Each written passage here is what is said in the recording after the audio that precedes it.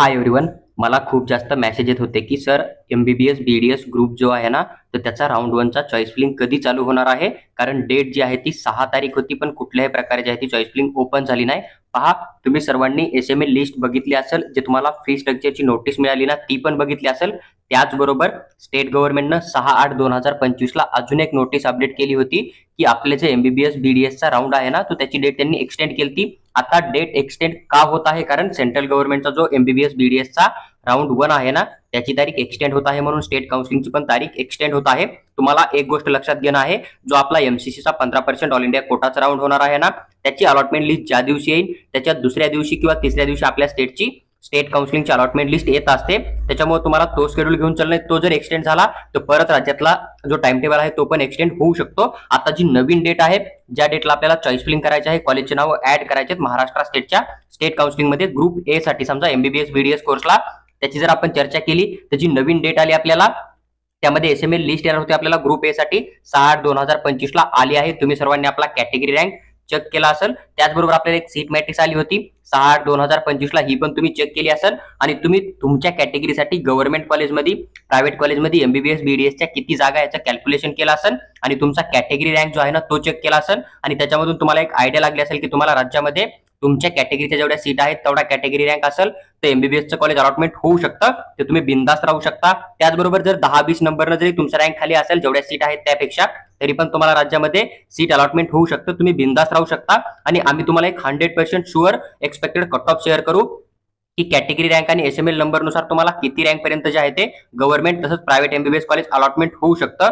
त्याचबरोबर ज्या विद्यार्थ्यांना असं वाटतंय की जेवढ्या सीट आहेत त्याच्यापेक्षा माझा नंबर 200-300 रँकनं खाली समजा, तर त्या विद्यार्थ्यांनी कुठल्याही प्रकारे टेन्शन घेणं नाहीये. तुम्हाला एक तर बीडीएस सेमी गव्हर्नमेंट किंवा मग जे बीएमएस बीएचएमएस सीट मॅट्रिक्स आहे ना, तर त्यावेळेस तुम्हाला त्या सीट ऍड करून तुम्हाला तुमचा रँक जो आहे तर त्या ठिकाणी कम्पेअर करणे, मग तुम्हाला आयडिया येऊन जाईल की तुम्हाला बीएमएसचं गव्हर्नमेंट किंवा सेमी गव्हर्नमेंट कॉलेज अलॉटमेंट होऊ शकतं. तुम्हाला फक्त वेट करणं आहे. आणि बरेच मुलं ह्या एसएमएल लिस्ट मध्ये असे पण असू शकतात की त्यांना फक्त गव्हर्नमेंट एमबीबीएस ची काउन्सिलिंग करणे, जर नाही भेटलं तर ते डायरेक्ट ड्रॉप करतायत. किंवा काही जण असे की त्यांना फक्त एमबीबीएस प्रायव्हेट पर्यंतच काउन्सिलिंग करणे, जर नाही भेटलं ते ड्रॉप करायला जातील. त्याच्यामुळे तुमचा कॅटेगरी रँक किंवा एसएमएल नंबर खूप जास्त कमी येत असेल ना, तरी तुम्हाला कुठल्याही प्रकारे पॅनिक होऊन घाबरून जायची गरज नाहीये. जर आता आपण विचार केला की जे काय आपली ऑनलाईन प्रेफरन्स फॉर्म फिलिंगची डेट आहे ना एमबीबीएस बीडीएस कोर्सची, तर ती 8/8/2025 ते 11/8/2025 11:59 PM पर्यंत तुम्हाला कॉलेजचे नावं टाकायचे.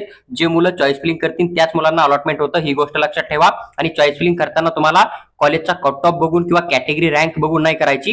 तुम्हाला चांगलं कॉलेज कोणतं हे बघून चॉईस फिलिंग करणे, जेणेकरून की तुमचं कुठल्याही प्रकारे जे आहे ते नुकसान होणार नाही. त्यानंतर आपला जो कॅप राऊंड 1 आहे ना एमबीबीएस बीडीएसचा, अलॉटमेंट लिस्ट 13/8/2025 ला तुम्हाला भेटून जाईल सीईटीसीएलच्या ऑफिशियल वेबसाईटवर. जर त्या लिस्टमध्ये तुमच्या नावाच्या समोर कॉलेजचं नाव आलं तर ते कॉलेज तुम्हाला अलॉटमेंट झालं असा अर्थ होतो. इन केस अलॉटमेंट लिस्ट मध्ये तुमचं नाव आलंय पण समोर चॉईस नॉट अवेलेबल असेल, तर तुम्ही जेवढे कॉलेज टाकले त्या कॉलेजचा कट ऑफ जास्त गेला आणि तुम्हाला सीट नाही भेटली असा अर्थ होतो. ज्या मुलांना सीट भेटत नाहीये ते मुलं वेट करतील बीएमएस बीएचएमएस राऊंड कधी चालू होतो किंवा मग एमबीबीएस बीडीएसचा सेकंड राऊंड कधी येणार आहे त्यासाठी.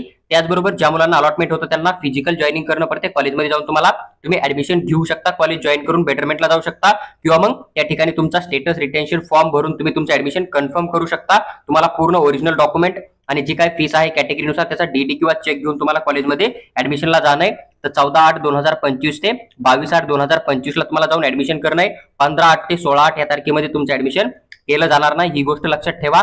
मी सगळ्यात महत्वाची अपडेट तुम्हाला हीच देईल की ज्या विद्यार्थ्यांना अलॉटमेंट होतंय त्यांना जर ड्रॉप घेणं नसेल तर तुम्ही जे भेटले ते कॉलेज जॉईन करून बेटरमेंट करा. तुम्ही जर फ्री एक्झिट केली आणि सेकंड राऊंडला जर तुमच्यापेक्षा जास्त रँकवाल्या मुलांना तेच कॉलेज जर चॉईस फिलिंग मध्ये टाकलं तुमच्या कॅटेगरीमधून, तर ती सीट तुम्हाला न देता त्या मुलाला अलॉटमेंट होते. त्याच्यामुळे जर तुम्हाला फर्स्ट राऊंडला सीट भेटती ना, तर तुम्ही जॉईन करा आणि नंतर बेटरमेंट करा. हा तुमच्यासाठी सगळ्यात बेस्ट ऑप्शन राहील.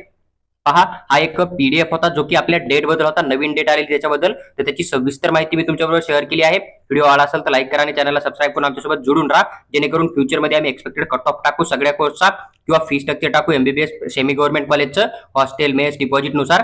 तर त्याची प्रत्येक अपडेट तुम्हाला क्विक भेटून जाईल. आमचा टेलिग्राम पण तुम्ही जॉईन करू शकता ग्रुप, त्या ठिकाणी आम्ही सर्व पीडीएफ शेअर करतो. किंवा मग तुम्हाला पेड काउन्सिलिंग किंवा पर्सनल गाईडची रिक्वायरमेंट असेल तर तुम्ही आम्हाला व्हॉट्सअपवर मेसेज टाका, आम्ही तुम्हाला सविस्तर माहिती नक्की शेअर करू.